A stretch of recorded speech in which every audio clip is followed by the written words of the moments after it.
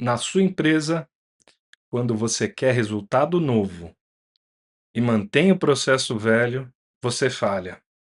É sobre isso a aula de hoje.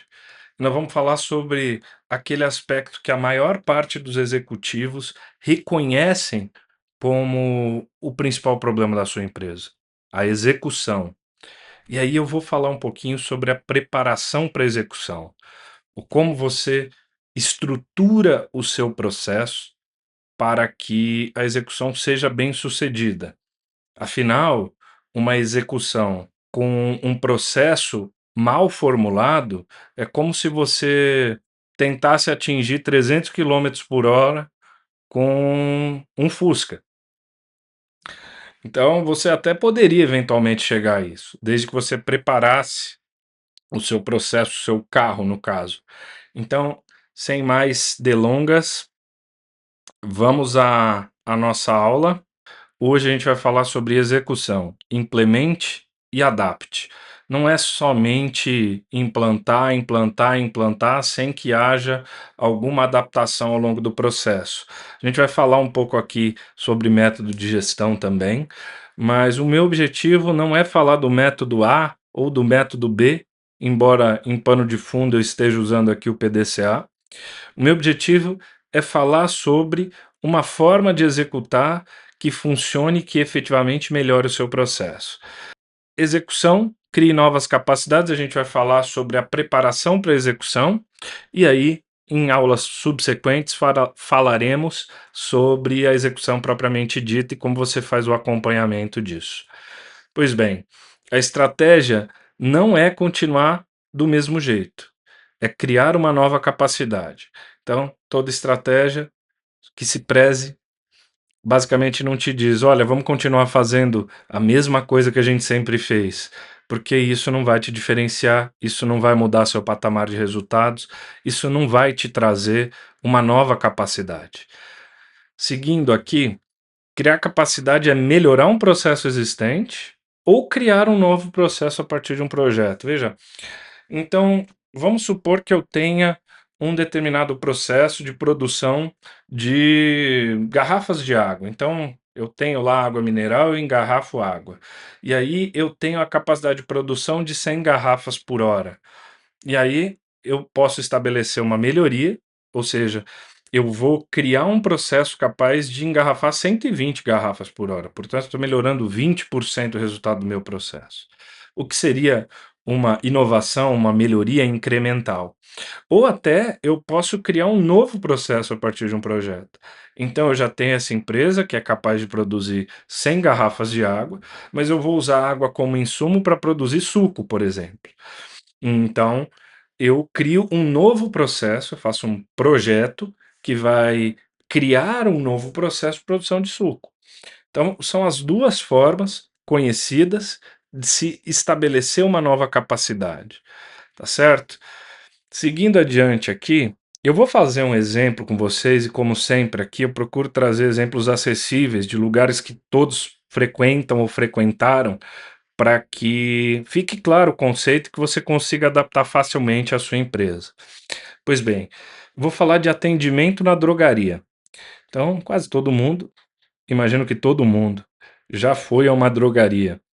Então, o que que eu vou medir aqui? A primeira coisa que eu preciso saber é que indicadores, quais são os atributos que eu vou medir, qual que é o valor percebido pelo meu cliente em relação ao atendimento na drogaria. Eu escolhi dois aqui. A gente pode ter mais atributos, mas quanto mais atributos a gente seleciona e menos importantes eles são, mais burocracia inútil eu traga. O ideal é que a gente selecione poucos atributos que sejam de grande importância para o nosso público. Então eu escolhi velocidade e qualidade. O que que eu vou fazer aqui? Eu vou medir o tempo médio em loja, então quanto tempo as pessoas passam em loja, para medir a velocidade, e a satisfação avaliada, para medir a qualidade do atendimento. O resultado atual é que as pessoas levam em média 15 minutos, demoram 15 minutos na minha loja, e elas dão, sabe aquela escala de 5 carinhas, 5 estrelas, enfim, elas dão uma nota de 3,4 em 5. Eu coloquei aqui 34 em 50 só para simplificar, não trabalhar com números quebrados. Então, a nossa escala, se todo mundo avaliasse a carinha mais feliz lá, o quinto ponto, né, o ponto mais alto, eu teria 50 pontos. Se todo mundo avaliasse a carinha mais triste ali, eu teria 0, tá certo? Então, é isso que a gente vai fazer a medição a partir de agora. E eu vou explicar para vocês aqui como que a gente prepara um processo. Então, tudo aqui está no sentido de preparar um processo para melhorar a minha qualidade. Vamos supor que, no meu planejamento estratégico, uma das minhas ações estratégicas é aumentar a venda da minha drogaria. E um dos elementos que me impedem de aumentar a venda da minha drogaria é exatamente essa questão da velocidade e da qualidade do atendimento. As pessoas preferem outras drogarias, vão para o concorrente, mesmo que a minha farmácia seja mais próxima, por conta de atendimento e por conta de velocidade no atendimento. Então veja, como que a gente vai medir a velocidade? É super importante a gente saber desses elementos. Eu vou colocar na entrada da minha drogaria uma câmera com IA. Essa câmera com IA ela vai identificar os rostos das pessoas sem efetivamente trazer dados pessoais e tudo mais, mas só para saber que aquela mesma pessoa que entrou é a que saiu e medir esse tempo. Como que a nota é dada? Então, durante o atendimento no caixa, na hora que a pessoa vai pagar, tem aquelas carinhas, e quando a pessoa faz uma avaliação ruim, vem uma pergunta: em que podemos melhorar? Tá bom? Então, o que a gente está propondo aqui é colocar um tablet nesse checkout e que o atendente estimule as pessoas a fazerem a avaliação, ok? Então, dessa forma, a gente vai fazer a medição dos nossos indicadores. Pois bem, então vamos supor que eu tenha feito a medição, eu não implantei melhoria alguma por enquanto. Eu só estou medindo como que é hoje, não é? Então eu medi aqui, ó, o tempo médio e em determinadas faixas de horário. Então, das 8 às 9 da manhã, o tempo médio de atendimento é de 25 minutos. E eu tenho 32 atendimentos, com uma nota de 2,2, ou seja, 22 de 50, ok? E aí a gente vai para o próximo horário, das 17 às 18 horas. Então, a gente tem um tempo médio de 20 minutos, um número de 27 atendimentos e notas 23 de 50. E aí a gente vai para a última faixa de horário aqui, considerado horário de pico, tá bom? Então você tem do meio-dia a 1 da tarde, 18 minutos de tempo médio, 20 atendimentos nessa faixa de horário e 30 de nota, 30 de 50, né? Seria uma nota 3 aí, numa escala de 0 a 5. Pois bem, outros horários. Nos outros horários, ao longo do dia, eu demoro em média 10 minutos para atender os meus clientes. São 100 atendimentos, mas aí diluídos ao longo do dia inteiro. Vamos supor que essa seja uma drogaria 24 horas, então ao longo do dia inteiro eu tenho 100 atendimentos, né? Sem contar, são 175 ao todo, mas nos horários de pico existe uma concentração, numa faixa de 1 hora, entre 8 e 9, 17 e 18, e meio-dia e 1 hora. E as notas são de 42 e 50, ou seja, as notas são melhores. Pois bem, você vê uma correlação aqui, né? Quanto maior o tempo médio, menor a nota. Quanto maior o tempo médio, menor a nota. E assim vai. E quanto menor o tempo médio, melhor é a nota. Então, me parece aqui nesse caso que as pessoas não querem passar um grande tempo dentro da drogaria. Existem negócios diferentes que a pessoa quer passar bastante tempo lá, ou até que o empresário, o dono, quer que você passe bastante tempo lá, como por exemplo um restaurante à la carte. Você pede a entrada, você pede o prato principal, a sobremesa, bebidas. Então, quanto mais tempo você permanecer lá dentro, maior será o seu consumo. No caso da drogaria, a pessoa ela vai com um objetivo muito claro. Você pode até fazer upselling ao longo do processo, mas ele quer gastar o menor tempo possível dentro da drogaria e que essa experiência seja de uma compra prática. Pois bem, temos 179 atendimentos ao longo do dia, o tempo médio de 15 minutos e nota de 34 de 50. Agora a gente vai fazer o que no PDCA a gente chama de análise de fenômeno. Você pode usar Scrum, você pode usar outras metodologias de novo, mas é importante você analisar o fenômeno, os dados. Então, quais são as principais conclusões? Os horários que concentram maior número de atendimentos geram maior tempo de permanência, tá? Então, mais atendimento gera mais tempo de permanência. Eventualmente por questões de fila e tudo mais, a gente vai falar adiante. E as notas pioram nos horários de pico, ou seja, quando tem mais tempo de atendimento, mais gente para ser atendida. Pois veja.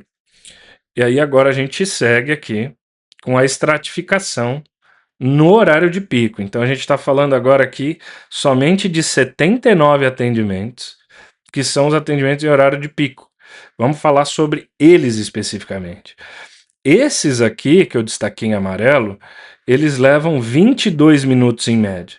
Quando a média geral é 15, esses aqui levam 22. Então, você concorda que se a gente reduzir significativamente a média no pico, a gente vai reduzir a média de tempo de atendimento e, por consequência, provavelmente, fazer com que a nota se eleve também?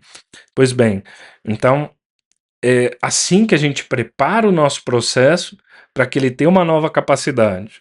Né? Voltando ao exemplo que eu dei no início, em vez de engarrafar 100 garrafas d'água, eu conseguia passar a engarrafar 120. Então é isso que a gente está analisando aqui. Por que eu não consigo engarrafar 120 garrafas? No caso aqui, por que eu não consigo reduzir o meu tempo médio de atendimento e aumentar a minha nota que avalia a qualidade do meu atendimento? Veja, então, focando aqui, a gente tem essa nota 2 de 5, 2 em 5, 20 em 50. Tempo médio de 22 e 79 atendimentos aqui. Se eu mantiver esses 100 atendimentos fora do pico, com 10 minutos e nota 4.2, eu já tenho um bom tempo e uma nota boa. Para que eu vou mexer aqui? Vamos mexer primeiro aqui, ok? Vamos em frente. Então, isso é uma lógica de Pareto, não é? Então, o que a gente está... Naquele aspecto ali também, a gente está fazendo uma lógica de priorizar o que é mais importante. E aqui também. O que a gente fez? Na avaliação, então, o que as pessoas avaliaram com notas ruins? Nota menor ou igual a 2, ó, tá aqui, ó, nota menor ou igual a 2. Então, as pessoas que deram nota menor ou igual a 2 ao longo dos horários de pico, deram a nota menor ou igual a 2 pelos seguintes motivos. O que eles falaram? Que a nota foi ruim por conta de fila no caixa, por espera no balcão, porque não achavam o produto ou porque faltava produto. Pois bem, agora a gente entende bem o fenômeno. O que está acontecendo? Putz, a gente tem um problema aqui, as pessoas não querem ficar na fila do caixa, não querem ficar esperando no balcão, não querem não achar o produto, elas querem ter facilidade em encontrar o produto e não querem também que falte produto. Veja, estou trazendo aqui o agrupamento dos motivos, ele deve ser feito no mundo de hoje por inteligência artificial. É muito mais fácil você fazer isso e conseguir promover análises recorrentes.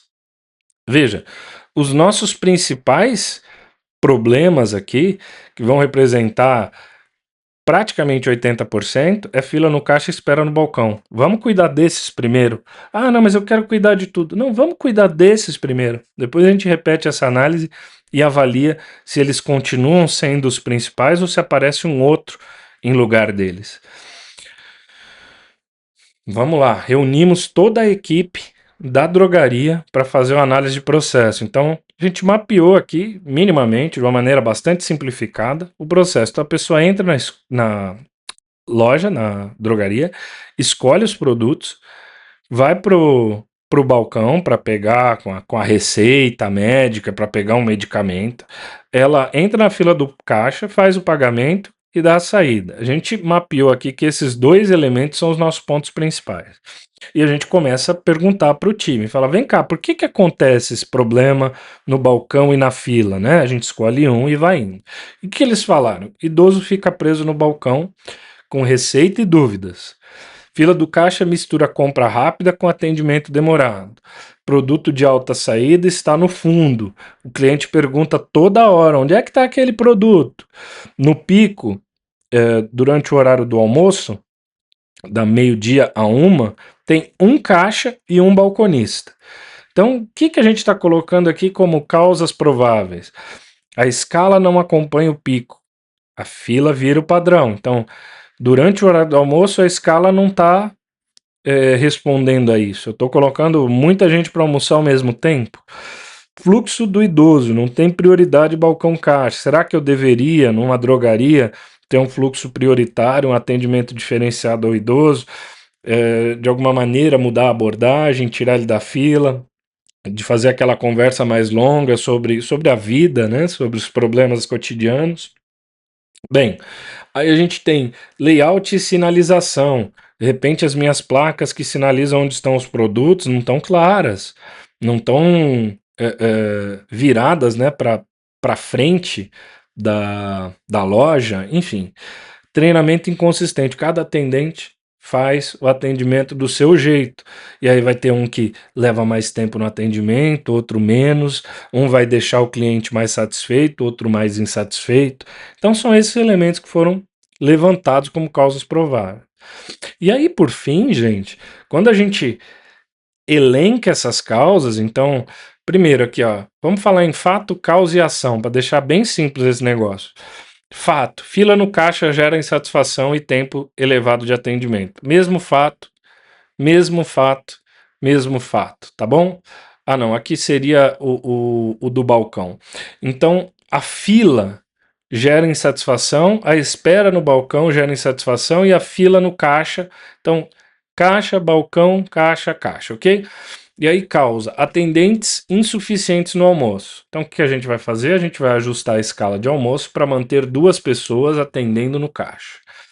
O idoso não atende prioritariamente no balcão, não é atendido, perdão.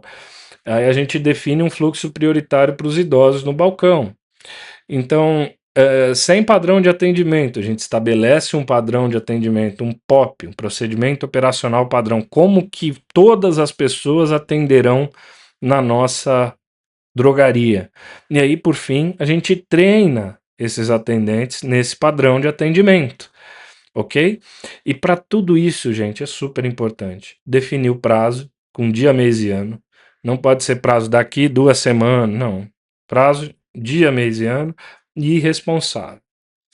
Pessoa responsável por executar essa ação, ok? Então aqui a gente falou dessa fase de preparação. Isso aqui é super importante e aí eu quero comentar com vocês aqui alguns aspectos, que é o seguinte: é impossível que eu simplesmente definindo a estratégia de que eu quero melhorar a qualidade, que eu quero melhorar tempo de permanência em loja e que eu não faça esses ajustes no processo, que as pessoas por elas mesmas se organizem e atinjam esses resultados esperados. Então, para todo o processo, para tudo que você tem como objetivo estratégico, você vai precisar olhar para a capacidade do seu processo atual e preparar esse processo para um novo patamar de resultado. Isso você faz com reunião de acompanhamento e elementos que a gente vai falar na próxima aula. Mas a aula de hoje era sobre isso e eu espero que vocês tenham compreendido e que vocês tenham a possibilidade de utilizar isso na empresa de vocês. Um abraço e até a próxima.